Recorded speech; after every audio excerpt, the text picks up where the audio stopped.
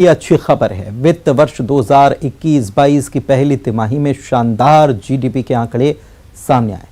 चालू वित्त वर्ष की पहली तिमाही में जीडीपी में रिकॉर्ड 20.1% की बढ़ोतरी हुई। इसकी फर्स्ट तिमाही में 20.1% जीडीपी ग्रोथ, 20 की फर्स्ट तिमाही में -23.9% थी ग्रोथ। जीडीपी में ग्रोथ, इकोनॉमी में सुधार के संकेत, अर्थव्यवस्था के अच्छे दिन। शानदार, पहली तिमाही में 20% से ज्यादा की बढ़ोतरी अच्छा है। ये संकेत है कि भारतीय अर्थव्यवस्था की गाड़ी एक बार फिर पटरी पर लौट रही है, वो भी तब जब कोरोना का खतरा भी टला नहीं है।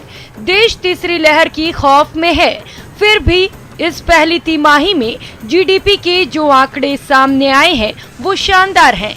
हालांकि आरबीआई के अनुमान से ये थोड़ा कम है। बता दें कि एसबीआई की इकोरैप रिसर्च रिपोर्ट में अनुमान लगाया गया था कि चालू वित्त वर्ष की पहली तिमाही में देश की जीडीपी 18.5% की दर से बढ़ सकती है, जबकि आरबीआई ने अप्रैल से जून 2021 वाली तिमाही के लिए 21.4% की जीडीपी ग्रोथ का अनुमान लगाया था। यानी जीडीपी में आरबीआई के अनुमान से 0.3% कम बढ़ोतरी हुई है। फिर भी जीडीपी में तेज रिकवरी से इकोनॉमी की गाड़ी पटरी पर लौटने के संकेत मिल रहे हैं और इसीलिए ये अहम है क्योंकि कोरोना संकट की वजह से भारतीय अर्थव्यवस्था को तगड़ा झटका लगा।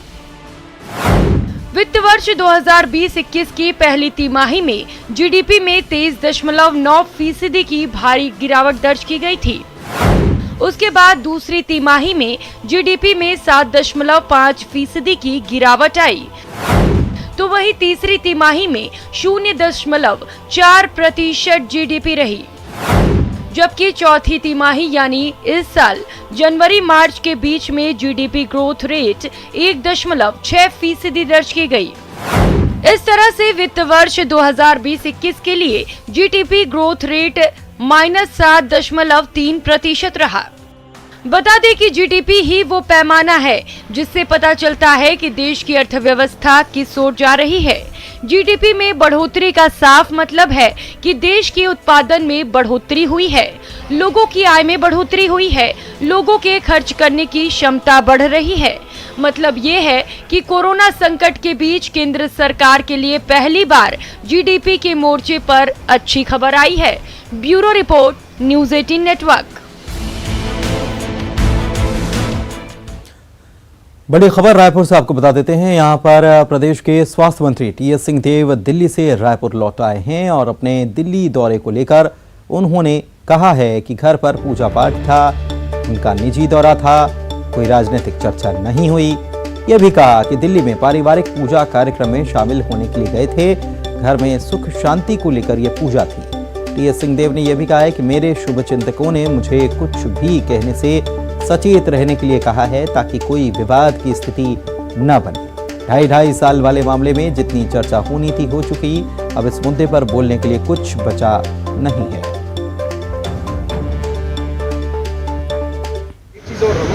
मुझे केवल ये सलाह मिल रही है कि मीडिया के सामने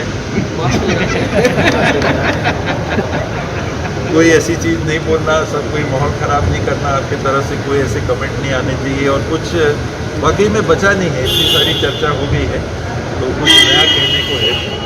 आपकी नाराजगी दूर हुई क्या? नाराज कब था?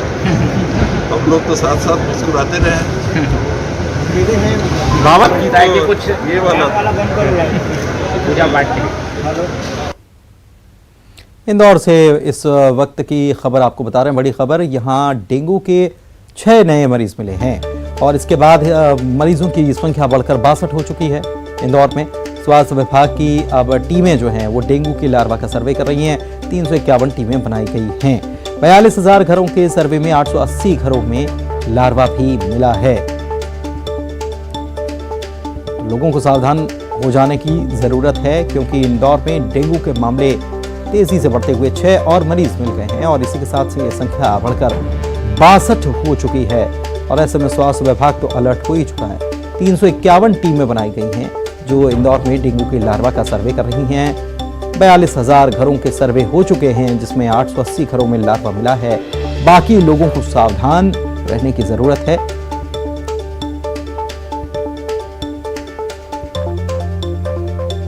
और आसपास गंदा पानी लोग अगर जमा है तो उसको हटा दें, क्योंकि डेंगू के मामले बढ़ रहे हैं और इसलिए स्वास्थ्य विभाग की टीम तो अलर्ट हो ही चुकी है, सर्वे कर रही है, लेकिन लोगों को की भी जिम्मेदारी है कि गंदा पानी कहीं इकट्ठा ना होने दें। बड़ी खबर इंदौर से आपको बता रहे हैं, अभी तक 42,000 घरों में सर्वे हो चुका है। कुल 62 मामले सामने आ चुके हैं इंदौर में डेंगू के 6 नए मामलों को मिलाकर।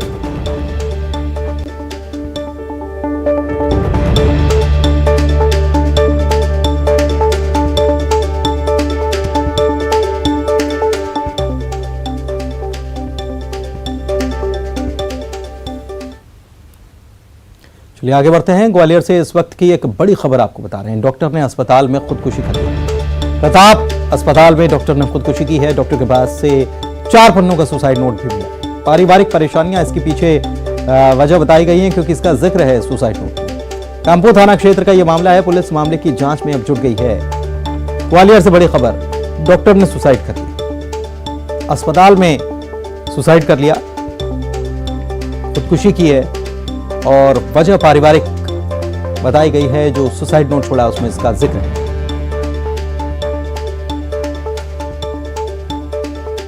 शिवराज कैबिनेट की बैठक में आज अहम फैसले हुए। ओलंपिक का कांस्य पदक विजेता विवेक सागर को डीएसपी बनाने का निर्णय लिया गया। मुख्यमंत्री इसका ऐलान पहले भी कर चुके हैं। प्रधानमंत्री आदर्श ग्राम योजना से अनुसूचित जाति के लोगों को 966 गांवों में लाभान्वित करने के लिए 166 करोड़ रुपए खर्च होंगे। बैठक में मुख्यमंत्री ने बिजली के संबंध में समीक्षा की और सरकार ने यह तय किया कि मूंग और उड़द की खरीदी अभी जारी रहेगी। नव भारत साक्षर अभियान के तहत साक्षरता अभियान भी चलाने का फैसला लिया गया है। 15 साल से ऊपर के 1 करोड़ से ज्यादा लोगों को साक्षर करने का टारगेट भी रखा गया है और 2025-26 तक ये टारगेट पूरा करने का लक्ष्य है। हर घर में स्वच्छ जल पहुंचाने के लिए भी जल विकास निगम की एक नई परियोजना को मंजूरी दी गई है। नवीन परियोजना को भी आज मध्य प्रदेश की कैबिनेट के द्वारा स्वीकृति प्रदान की गई। औद्योगों को प्रोत्साहन देने के लिए, रोजगार के नौजवानों को अवसर प्रदान करने के लिए 4 नवीन औद्योगिक क्षेत्र की स्थापना करने का तय किया। मोहना में, इंदौर, रतलाम, जावरा, रतलाम और कटनी, लमतरा, ये 4 औद्योगिक क्षेत्रों को विकसित करने का तय किया। इसमें जो मोहना इंदौर है उसमें 118.84 हेक्टेयर भूमि, जो रतलाम का है 19.84 हेक्टेयर भूमि और जो जावरा में रतलाम है उसमें 34.31 हेक्टेयर भूमि, कटनी के लमतरा में 13.32 हेक्टेयर भूमि, ऐसे कुल 124.46 हेक्टेयर भूमि इसके लिए रिजर्व करने का तय किया है। इसमें भी लगभग 300-350 के लगभग निवेशक आकर निवेश कर सकते हैं। आज माननीय मुख्यमंत्री जी ने बैठक प्रारंभ होते ही जन्माष्टमी जो कल निकली उसकी शुभकामनाएं भी दी और बिजली की समीक्षा गहन की। एक बिंदु की बिजली की समीक्षा, जनता को आने वाली दिक्कत को उन्होंने समझा। किस तरह से अवर्षा की स्थिति से बांध नहीं भरने के कारण से दिक्कत आ रही है, किस तरह से कोयले की कमी से दिक्कत आ रही है और इस समीक्षा को उन्होंने विस्तार से करके मार्ग निकालने के लिए अधिकारियों को निर्देश। भोपाल में मुख्यमंत्री आवास पर विमुक्त, घुमक्कड़ और अर्धमुक्त जनजातियों की पंचायत आयोजित की गई थी, जिसमें मुख्यमंत्री ने के साथ प्रदेश बीजेपी अध्यक्ष भी शामिल हुए और विमुक्त घुमक्कड़ों और अर्ध घुमक्कड़ों के कल्याण के लिए चलाई जा रही योजनाओं पर इसमें चर्चा हुई। सीएम ने ऐलान किया, कहा कि विमुक्त, घुमक्कड़, अर्ध घुमक्कड़ जनजाति के लिए पूर्ण मंत्रालय बनेगा।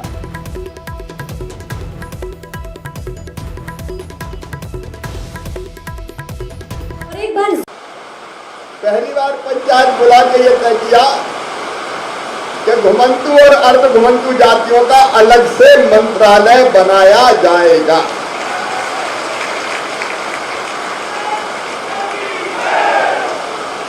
आज राम खिलावन पटेल मंत्री है और आज मैं फिर ये कह रहा हूं,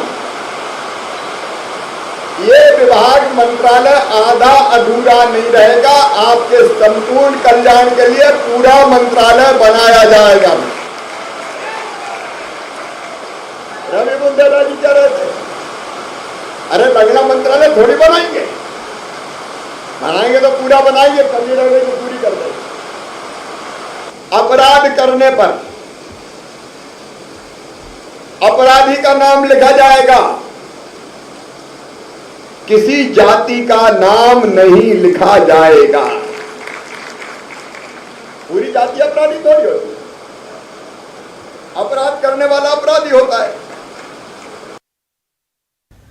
नेशनल मोनेटाइजेशन को लेकर कांग्रेस पूरे देश में केंद्र की बीजेपी सरकार के खिलाफ मोर्चा खोलने की तैयारी में। इस कड़ी में पार्टी देश के हर राज्य में 3 सितंबर को प्रेस कॉन्फ्रेंस करेगी। केंद्र सरकार के इस फैसले का विरोध करते हुए सरकार के खिलाफ माहौल बनाने की कोशिश करेगी। इस कड़ी में छत्तीसगढ़ के मुख्यमंत्री भूपेश बघेल 3 सितंबर को उत्तर प्रदेश की राजधानी लखनऊ में प्रेस कॉन्फ्रेंस करेंगे और राजधानी रायपुर में अजय माकन प्रेस कॉन्फ्रेंस करेंगे।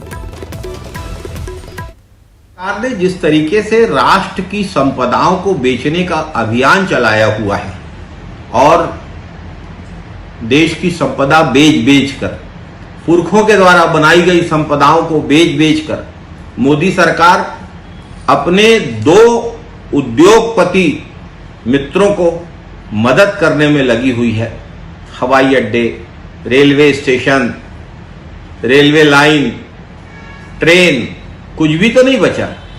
इसके खिलाफ कांग्रेस ने जन जागृति के लिए पूरे देश में सभी राज्यों की राजधानियों में राष्ट्रीय नेताओं के द्वारा पत्रकार वार्ताएं आयोजित करने का निर्णय लिया है। पूर्व केंद्रीय मंत्री श्री अजय माकन 3 सितंबर को राजधानी रायपुर में प्रदेश कांग्रेस के मुख्यालय राजीव भवन में इस विषय में संवाददाताओं से चर्चा करेंगे, पत्रकार वार्ता को संबोधित। वक्त एक ब्रेक का हो चला है, जल्द लौटेंगे कुछ और खबरों को लेकर। आप बने रहिए हमारे साथ।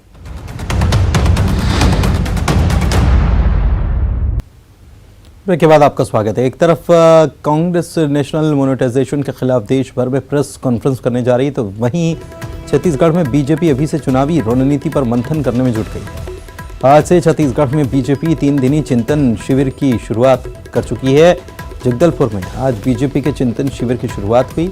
2 सितंबर तक चलने वाले शिविर में बीजेपी के सभी बड़े नेता पहुंचेंगे। शिविर में राष्ट्रीय सह संगठन महामंत्री, प्रभारी, सह प्रभारी, पूर्व सीएम, केंद्रीय राज्य मंत्री, प्रदेश अध्यक्ष समेत तमाम नेता, कुल 60 नेता शामिल हुए हैं।